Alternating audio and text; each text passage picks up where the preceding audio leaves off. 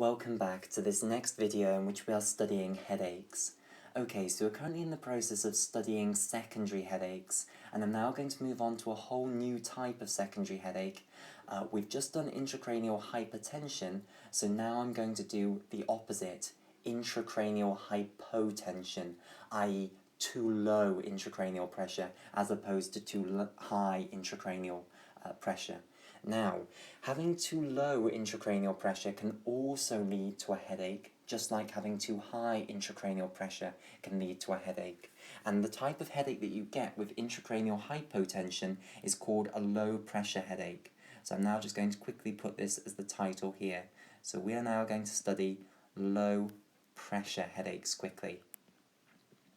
So, this is caused, as I say, by having too low intracranial pressure. So I'll just write that down quickly here. So this is as a result of having too low intracranial pressure.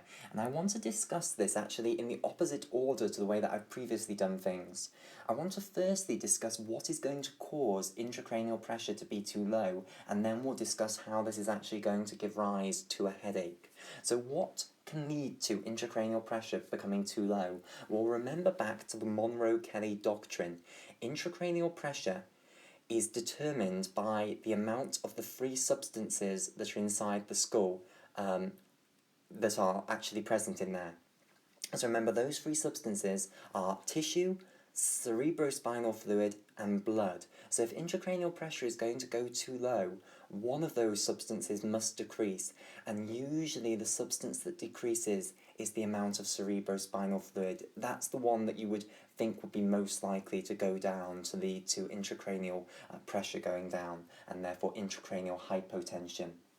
So, how can the amount of CSF go down? Well, the normal way, and indeed intracranial hypotension, I should stress, it's an extremely rare thing for someone to actually suffer from, but when people do have intracranial hypertension, it usually is because there is too little CSF, so we can start drawing ourselves a little flow diagram here.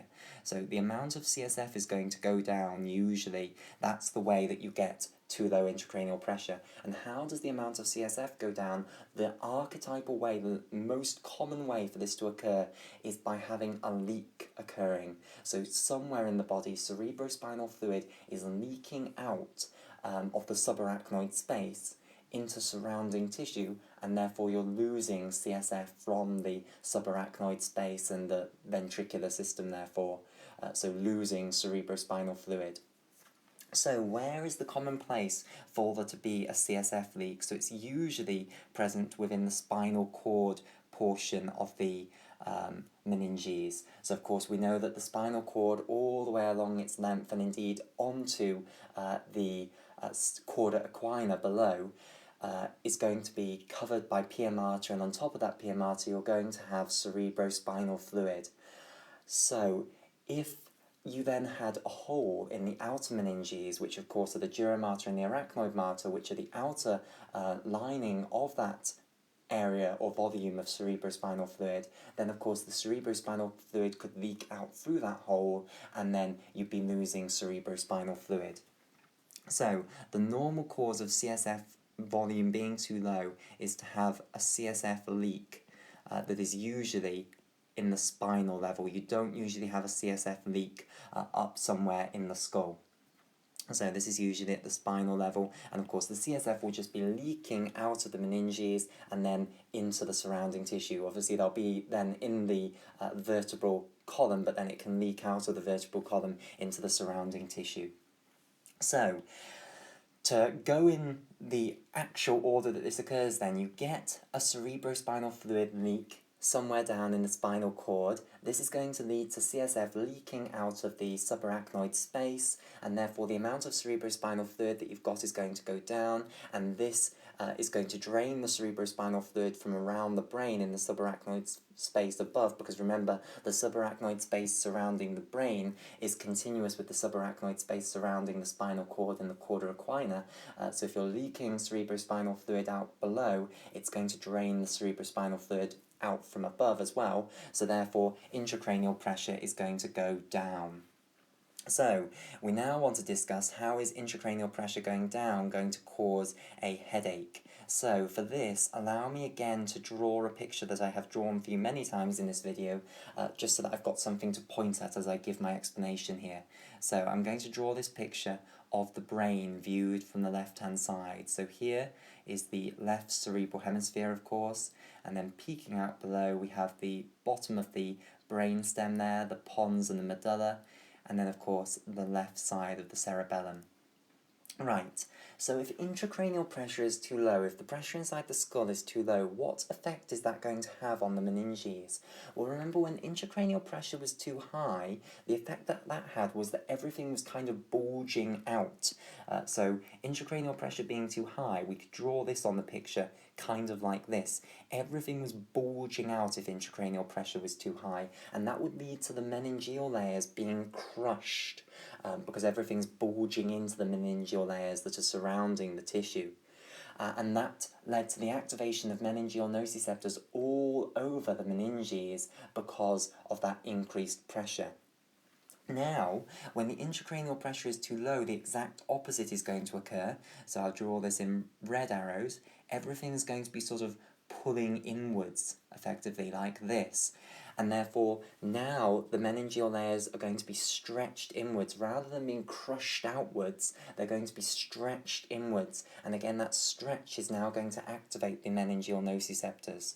But it doesn't activate the meningeal nociceptors as much as being crushed does. Usually, therefore, the headache that results from intracranial hypertension is usually much worse than the headache that results from intracranial hypotension, a low-pressure headache. So this is going to stretch the meningeal nociceptors, just to complete up our flow diagram here. So it will stretch nociceptors, and this of course will be occurring all over the meninges, and this again means that we're going to end up with a bilateral headache that's going to be in the frontal regions, the temporal regions, and the occipital regions. So it's going to be all over, but it's only going to be a mild, dull headache. So activating these meningeal nociceptors is then going to lead to the headache. So let's just do a full description of this headache. So it's going to be bilateral and all over. So we've done the site. Talking about the severity, it's going to be more mild, and in fact I should probably write down some of this because it would be unfair not to when I've written it down for all the other causes of headaches that we've gone over. So it's going to cause a bilateral headache, and it's going to be in all the regions.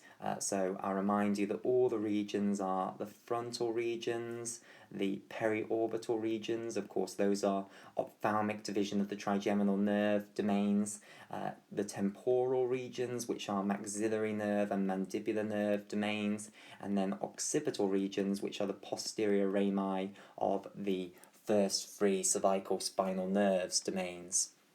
Okay, so bilateral headache all over. Let's now do severity, and I'll put actually severity above sight. Severity is usually not too bad, so we often describe this as a dull headache. It's not a really severe headache, so it's mild to moderate usually, rather than really severe as intracranial hypertension can be. Okay, so it's not a particularly severe headache. Character, of course, again, we are activating meningeal nociceptors, and the meningeal nociceptors are around the arteries, so again, we would expect this to have a pulsating character, and indeed, it can have a faint pulsating character. And of course, duration of the headache will go on as long as the intracranial pressure is too low. It's being caused by this pathological process, and as long as that pathological process is still there, it's going to still be present as a symptom of that. Now, a few more descriptions. It's going to be the exact reverse to what we saw with intracranial hypertension. So remember, intracranial hypertension headache was classically worse in the morning and then got better in the afternoon. And that, remember, was because of that circadian fluctuation in the intracranial pressure, which is perfectly healthy. Intracranial pressure is highest in the morning and lowest during the evening, and that's because of the fact that at night, the cerebrospinal fluid resorption by the arachnoid granulations is lower than it is during the day. So in the night, intracranial pressure builds up, and in the daytime, intracranial pressure then goes down. So it peaks right in the morning after the night, and then is at its lowest, troughs at the evening after the day. So, Low pressure headache is going to be exactly exactly the opposite of high pressure headache. It's going to now be worse in the evening and better in the morning, because in the morning you will have higher intracranial pressure than during the evening. So low pressure headache, exactly the opposite of intracranial hypertension. In addition, there's something else that I should tell you about low pressure headache, and indeed high pressure headache as well. When we're discussing intracranial hypertension, there was a little fact that I missed off, which is that the headache in intracranial hypertension is actually worse if you lie down.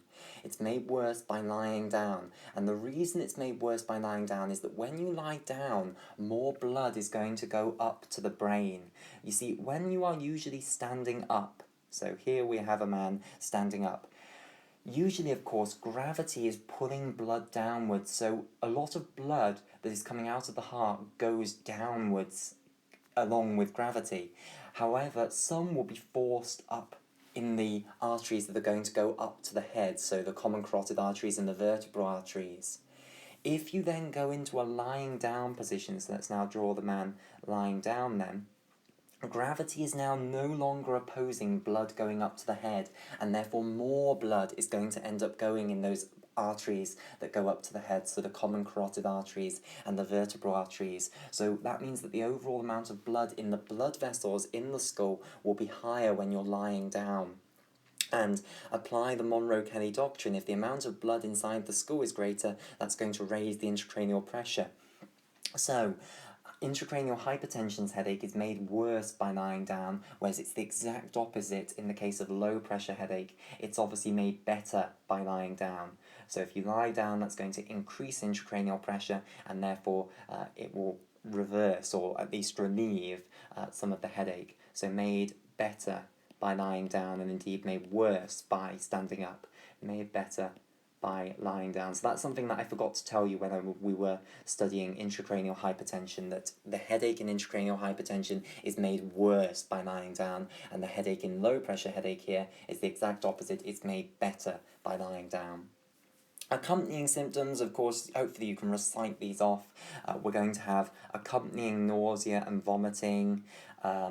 We're not generally going to have meningeal symptoms, and remember, this is because although we are activating meningeal nociceptors, we're only activating them a little bit, which is why the severity isn't too bad. Remember the reason for that it's because we're stretching the meninges this time, and you can imagine that if you're stretching the meninges, it's not going to activate meningeal nociceptors as much as if you're crushing them, as indeed you will be in intracranial hypertension.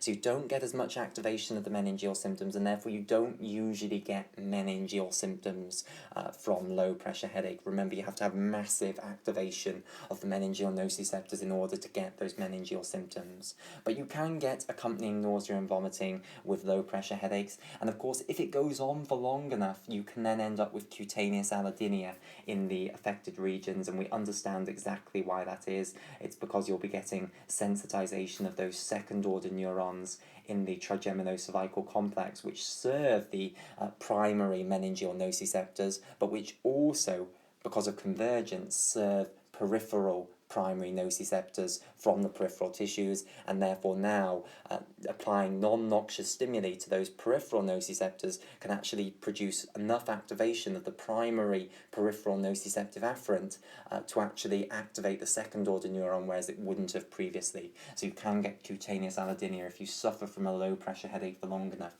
If you suffer from any type of headache for long enough, you can get cutaneous allodynia in the region where the headache is usually felt. Okay, so that's much, I've taken 40 minutes discussing low pressure headaches. I didn't think I'd spend that long discussing low pressure headaches. That's completed what I have to say, however, on low pressure headaches. So we will now move on to another type of secondary headache. So we've done the two changes in intracranial pressure. We've done intracranial hypertension and we've done intracranial hypotension. Intracranial tension is much simpler because really there's only this one major cause that you should know about, whereas intracranial hypertension has loads of varied causes. So what are we now going to move on to? So we've done intracranial hypertension, we've done intracranial hypotension, we're now going to move on to infectious major infectious causes of headaches. Of course, we have mentioned infections. I mean, we talked about encephalitis, which is, of course, an infection. But now I want to talk about meningitis, a classic cause of a headache, which is going to be inflammation in the meninges that will directly, therefore, lead to the activation of the meningeal nociceptors because you've got inflammation occurring very close to where those meningeal nociceptors are. We'll then discuss sinusitis as another major infectious cause of headache. Remember, encephalitis, the way that encephalitis causes a headache is not because it's actually going to activate pain neurons directly, because of course the brain material isn't innervated by pain neurons. So the inflammation occurring within the brain material, that doesn't actually cause pain. It's the fact that that will increase intracranial pressure and therefore cause intracranial hypertension that leads to it causing a headache. So the pathophysiology wasn't because of the inflammation actually causing activation of the nociceptors, which is why I have put that under intracranial hypertension rather than putting it in this section where we're actually discussing infectious causes of headaches. So I hope you kind of understand my logic there. So let's now talk about then meningitis. So again, remember, meningitis, strictly speaking, means inflammation of the meninges rather than infection of the meninges. Whenever you see itis, it means inflammation, not necessarily infection. However, the major cause of meningitis, inflammation in the meninges, is of course that you have an infection present within the meninges. So let me move up and let's now discuss meningitis. So, the first thing to say is which portions of the meninges are actually going to become inflamed in meningitis, because it is usually not the dura mater. The periosteal and meningeal dura mater, they are not usually the layers that are going to become inflamed in meningitis. It is usually the layers that surround the subarachnoid space, the pia mater and the arachnoid mater, along with the subarachnoid space itself. This can become inflamed in meningitis. Indeed, this will get inflammatory exudate within it and white blood cells in it. And indeed, one of the complications of meningitis is that you can then get communicating hydrocephalus, which will make the headache worse because you've now got intracranial hypertension to boot, or worse intracranial hypertension to boot. And what you have to understand when we're discussing meningitis is that the reason you're going to get a headache is quite vast, actually.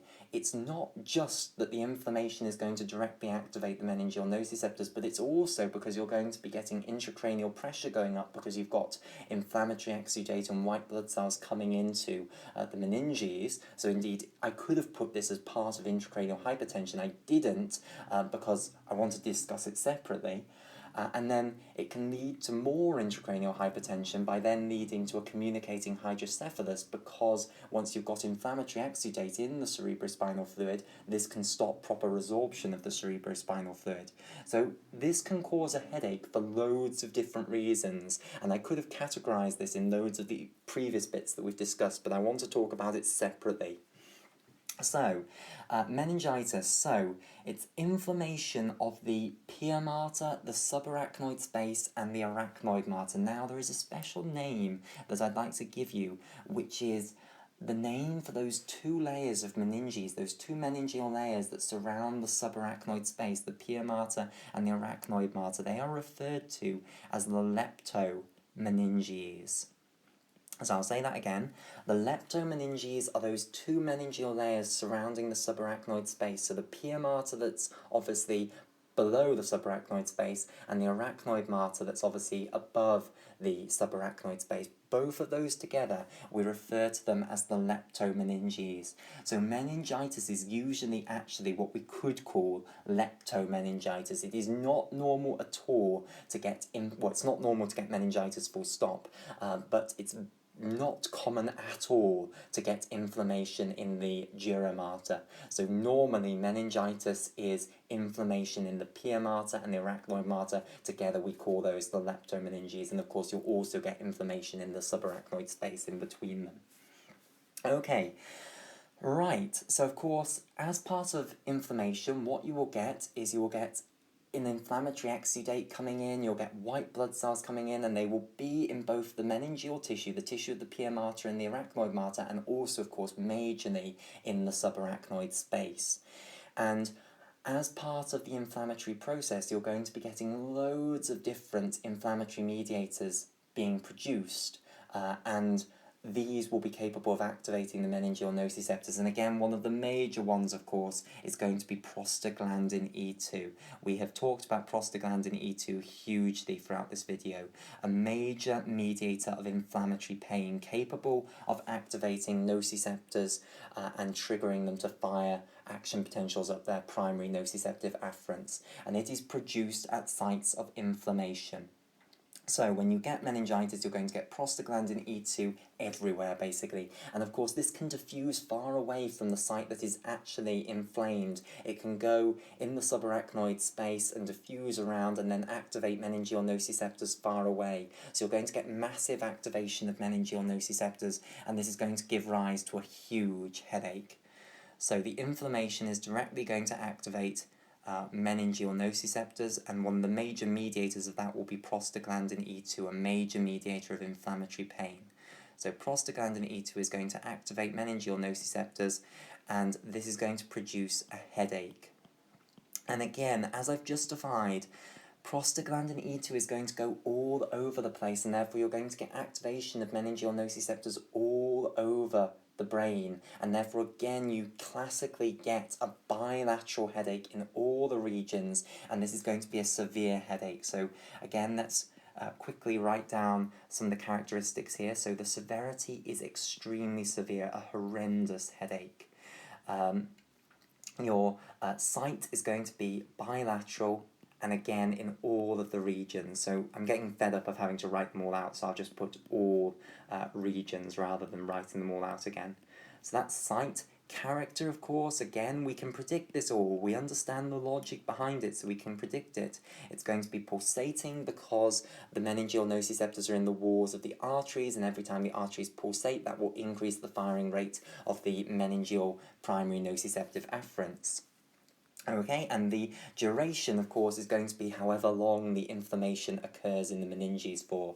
Accompanying symptoms will, of course, be nausea and vomiting, so we'll put that there. Nausea and vomiting is, of course, an accompanying symptom that we've put on every single type of headache that we've seen, and we understand the mechanism underlying that.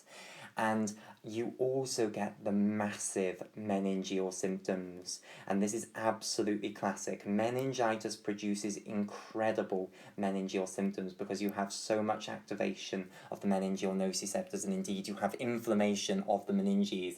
This is the disease that the meningeal symptoms exist because of. This is the real thing. There is really something horrendous going on in the meninges here, and we'll discuss the bugs that can commonly cause meningitis in just a moment. But understand this is a horrendous illness. Something really is going wrong inside the skull now. A very dangerous illness is happening. Very dangerous pathogens are present within the meninges. The meningeal symptoms, remember when we were justifying the motivation for them, those are present because we believe that something like this could be happening. So this is we're actually initiating them in the right situation here. So because you've got so many activation of the meningeal nociceptors, you're going to get the meningeal symptoms, and I'll remind you of what those are. They are photophobia, phonophobia, intolerance to bright lights, and intolerance to loud noises. And I've met only one person so far in my short medical career who was suffering with meningitis, and she wanted the room completely dark. She could not stand the light. You also get phonophobia, intolerance to loud noises. You get knuckle rigidity, neck stiffness, inability to move the neck because all of the muscles of the neck have increased their tone. They're all contracting much more than they would be normally at rest, and therefore you can't move your head really anymore. And also the fact that the headache is made worse by physical activity. And remember, all of those are to try and prevent any further damage occurring to the brain and other sensory apparatus such as the eyes and the ears, and that's how we justified photophobia and phonophobia. Okay, so you get major meningeal symptoms in meningitis, and usually this headache is not going to go on long enough for you to actually get cutaneous allodynia. The reason being that either you will get medical help and we will cure it and it will go away, or you will not get medical help and it will kill you. So, let's now talk about the different bugs then that can cause infections of the meninges. So the major two types of meningitis are bacterial meningitis, where the infection in the meninges is bacterial, and then of course viral meningitis, which we'll come on to in just a moment. And just excuse me for a moment whilst I get rid of that. So we'll start with bacterial meningitis, where there is going to be a bacterium present within the leptomeninges, and this is going to be trying to colonize the leptomeninges, so it will be doing its best to divide and divide and divide and reproduce, the aim of life, and we're not going to like that at all. It's not good news at all for the human body, so we're going to initiate an inflammatory response there, and therefore we will get meningitis. So, the bacteria that can cause meningitis, they're going to usually get into the meninges again from the blood. So firstly they will go into the blood, and then from the blood they will get out into the meninges. So like with encephalitis, where the general route was hematogenous, it's the same with meningitis generally. So there are loads of different bacteria that can cause meningitis. However, there are two absolutely classic ones to know which can cause meningitis and which are the major causes of meningitis here in the UK. There is another third one that used to be a massive cause of meningitis until we started vaccinating against it, and thankfully now it is not a major cause of meningitis. So I'm going to mention all three of these bacteria. So, the first one, the really, really famous one, is Neisseria meningitidis. So I think we can't start with any other one than this one. And of course, this one is named after the fact that it can cause meningitis. So Neisseria meningitidis, I think I've spelled it correctly. And this can also be called meningococcus. So meningococcus. So as I say, it's got these two names, and both of them are named in honour of the fact that it can cause meningitis. So, just now a little picture then of these bacterial cells. They are gram-negative cells, so they stain red in the gram staining process, and they are diplococci. So remember coccus. Whenever you see coccus, that means that the bacterial cells are round in shape. So whenever you see coccus, like staphylococcus, this is a round bacterial cell down the microscope. So let me draw what this looks like.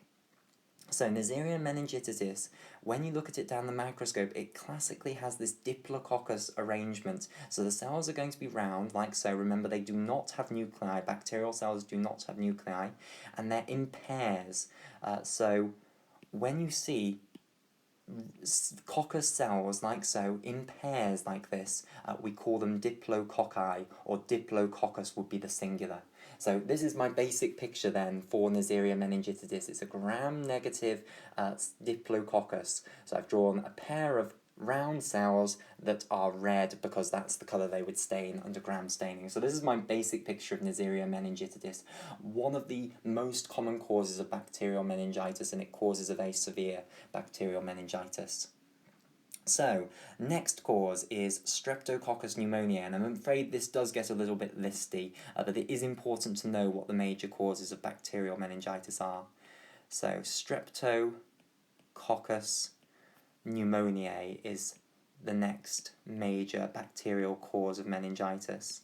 Strep pneumoniae. Now, Streptococcus pneumoniae, this is obviously named in honour of the fact that it can cause pneumonia, and indeed Streptococcus pneumoniae is one of the most common causes of bacterial pneumonia.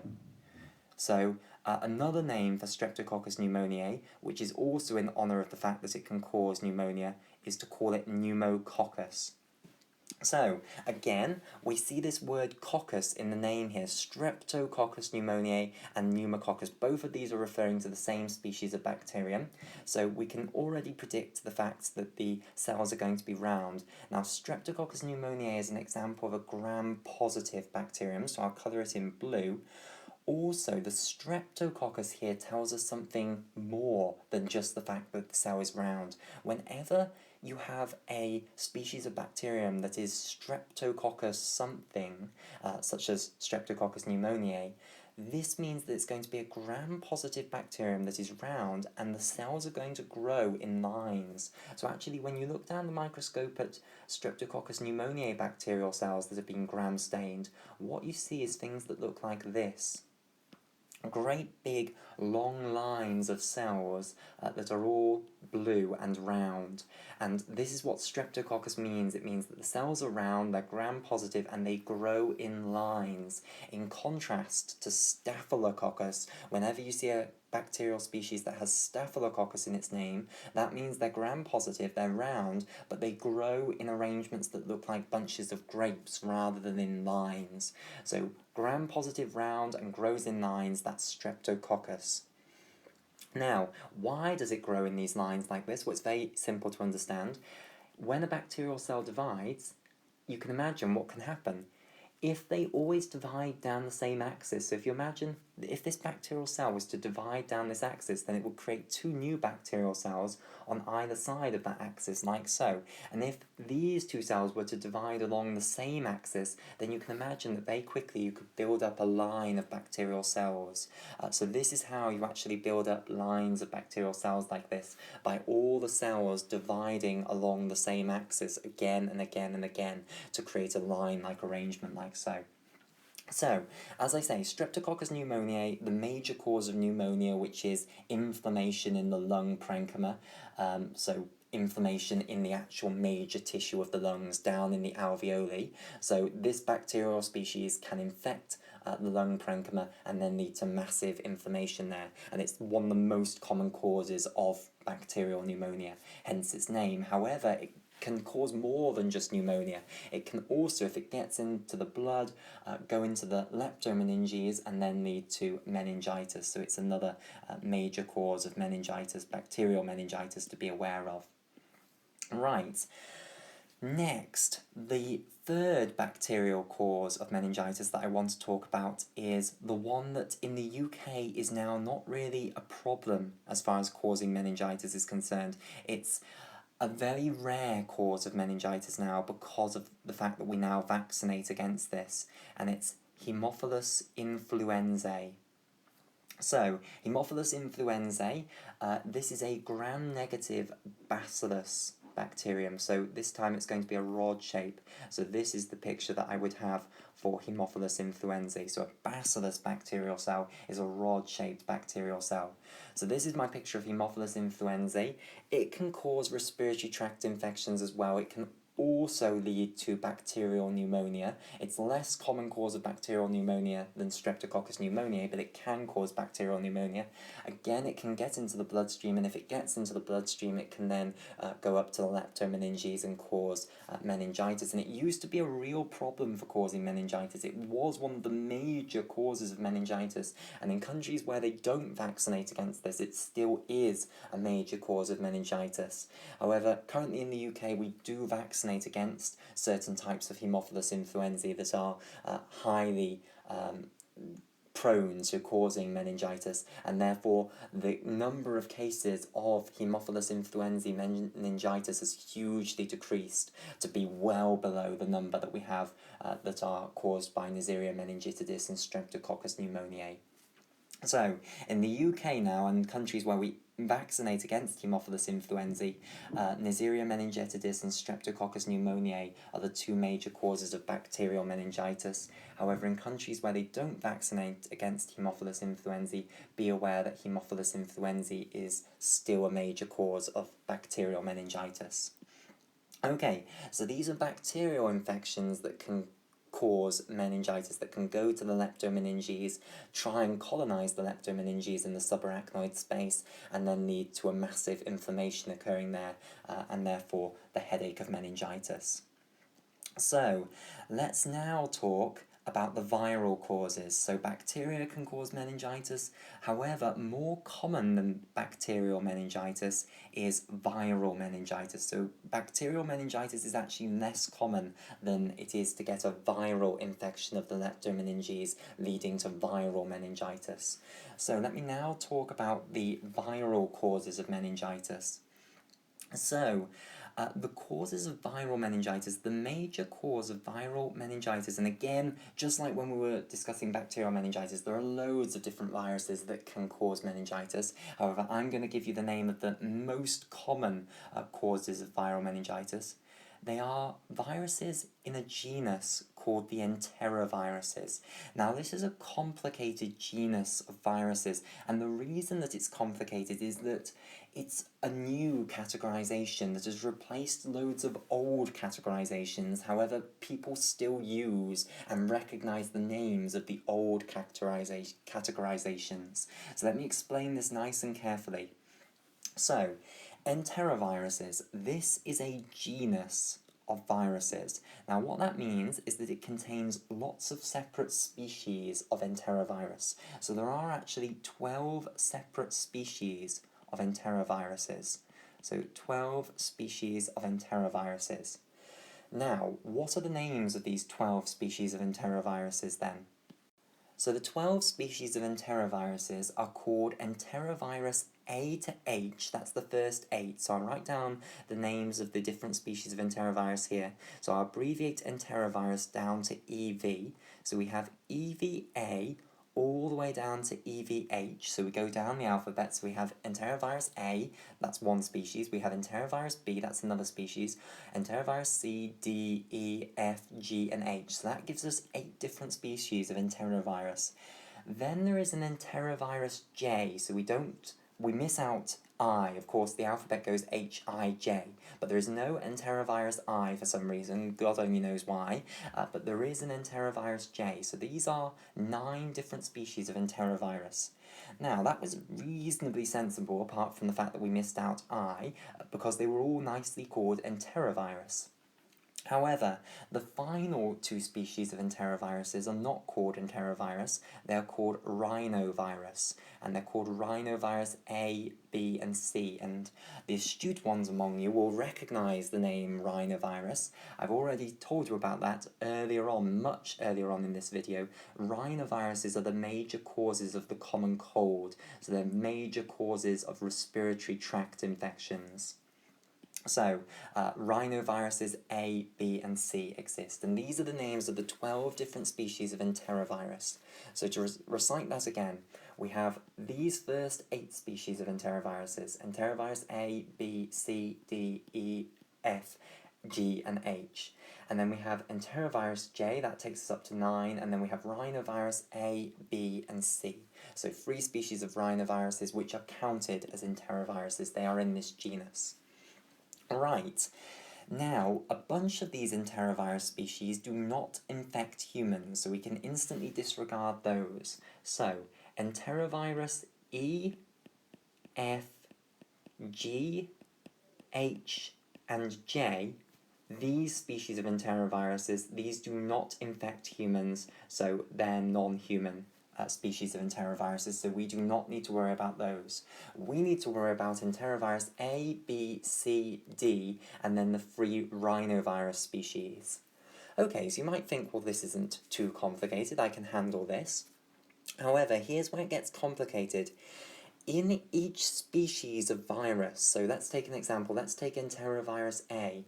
In that species of enterovirus, there is not just one virus, okay? There is not just one strain of virus. There is loads of strains within a single species. So each one of the species has many strains. So multiple different strains, and this is what makes it more complicated. So what I mean is, if you were to gather up all of the virus particles in the world that we consider to be enterovirus A species, they are not all absolutely identical. Some of them will have slightly different genomes. In fact, there will be a huge amount of variation in the genomes, and there'll be a huge amount of variation in the structure of the proteins that they all share. However, they are all similar enough that we have decided that we can all label that we can label them all up as being the same species, as being enterovirus A. It's exactly like humans. We're all the same species, but we're all slightly different. It's the same with enteroviruses. Now, within the species of enterovirus, we split them up into more categories, into clusters, which are the different strains. And these different strains have certain characteristics that are similar with one another. They're similar enough to be put in a subcategory called a strain of the species. So it would be kind of like taking the species of humans and then dividing us up depending on our eye colour, and then having those subcategories as the different strains. It's kind of analogous to that. So, within a species of enterovirus, we can divide them up into loads of different strains. So each one of the 12 species of enterovirus, it will contain a huge number of different strains that are a huge number of different types of that enterovirus that are very, very similar to one another and similar enough to be put in the same strain within that species. So I hope you kind of understand that concept. Here comes the difficult bit. So, we had an old way, there are lots of old categorizations for these many different strains of the different species of enteroviruses. So, some of these old categorizations I'm now going to write down here. So, there are these old names, echoviruses, Coxsackie viruses, and polioviruses. So, I'll write these all down. So, Coxsackie viruses, and then polioviruses. So these are old names for groups of viruses. Now, here's the difficult thing. I would love to be able to tell you that the polioviruses, they are all one species of enterovirus. It would be so simple if I could tell you that all the polioviruses are within the species enterovirus A, but it doesn't work that way.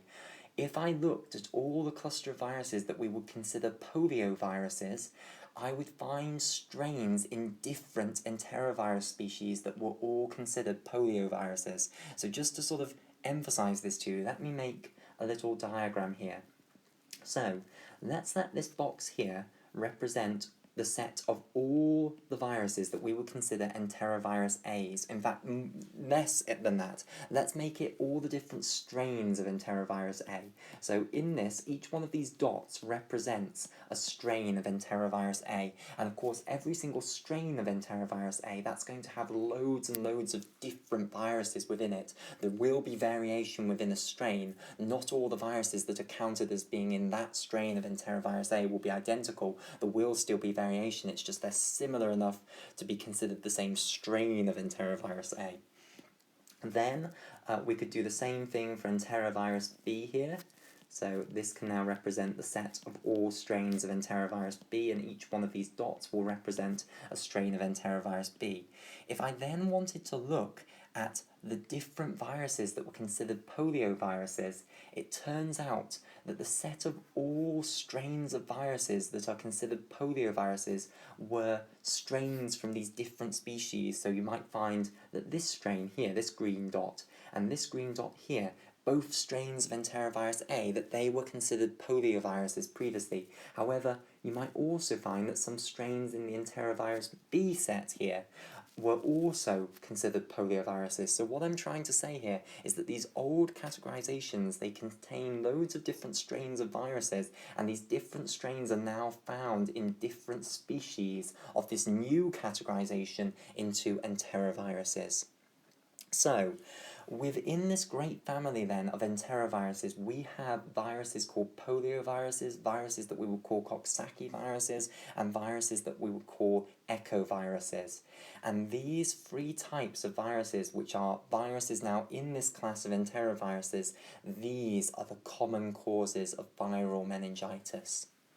So, again, all of them will initially get into the blood, then they can go from the blood into the meninges, and then once they're in the meninges, they can infect the cells up there and therefore lead to a virally caused meningitis. Okay, so those are the common pathogens then, the common bacterial pathogens and the common viral pathogens that can lead to meningitis occurring. So let's just summarise what we have seen so far and see if I've missed anything off.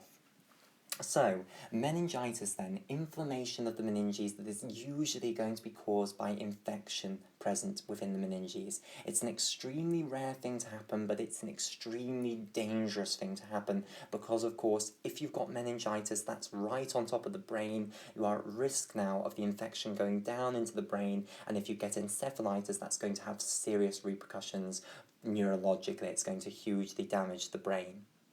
Okay? The inflammation that occurs in the meninges, this leads to a horrendous headache that's going to be all over because of the inflammatory mediators from the meningitis directly activating meningeal nociceptors. And prostaglandin E2 is the major example of an inflammatory mediator that's going to activate meningeal nociceptors. It's going to go all over the place in the cerebrospinal fluid in the subarachnoid space, and therefore you're going to get widespread meningeal activation that's therefore going to lead to a headache that is bilateral and in all the regions. You're going to get a lot of activation of meningeal nociceptors, therefore you're going to get a very severe headache. Character, it's going to be pulsating, and we understand the reasons for that.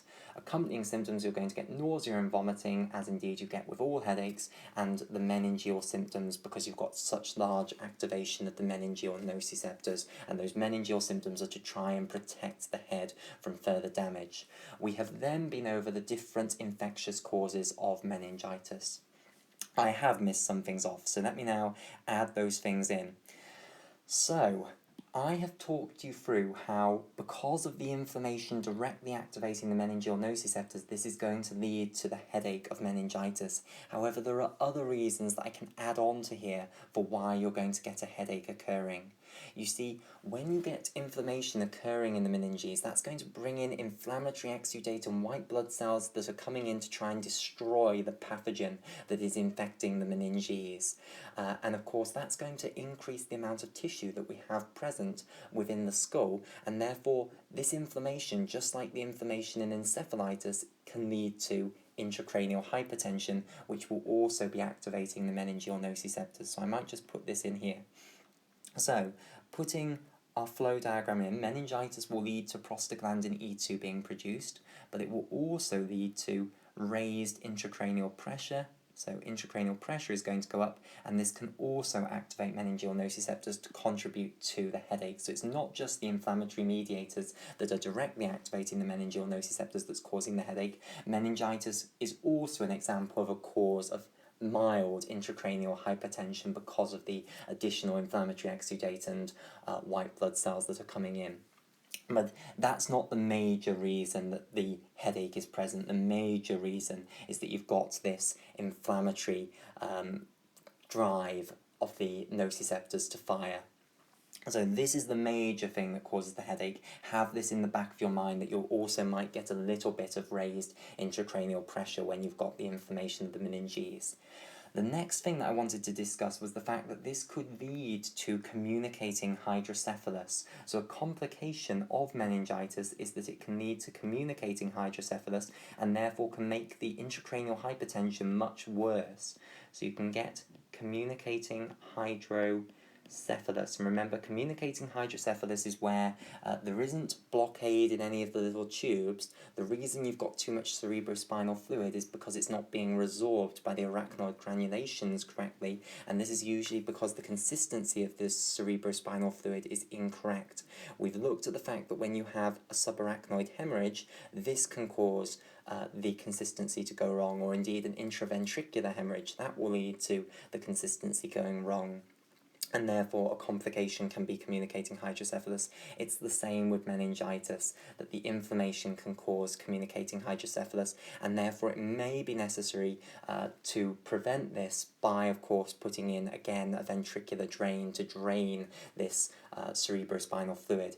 Now, indeed, with meningitis, when you're bringing in the inflammatory exudate and the white blood cells, and most of that will end up in the cerebrospinal fluid, this can actually cause the cerebrospinal fluid to go from being a nice clear liquid, a clear translucent liquid, to actually being white, and even it can turn into a sort of viscous mush, basically, viscous pus.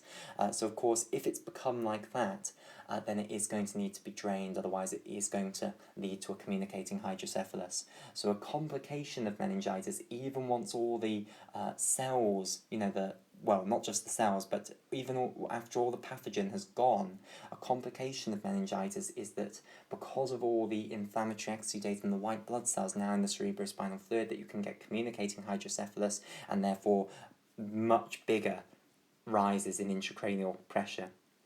Now I want to stress again that this bit that I put in here, it's only a slight rise in intracranial pressure. This does not produce a massive increase in intracranial pressure, whereas now once you've got communicating hydrocephalus, this can lead to much bigger rises in intracranial pressure, and therefore the activation of meningeal nociceptors can be replaced by this doing it rather than the inflammatory mediators doing it once the pathogen is actually gone. Okay, right. So that now completes our discussion of meningitis. All that I have left to say is, of course, that the way that you treat meningitis is by killing or helping the body to kill the pathogen that's causing it. So you would prescribe antibiotics if it's a bacterial meningitis.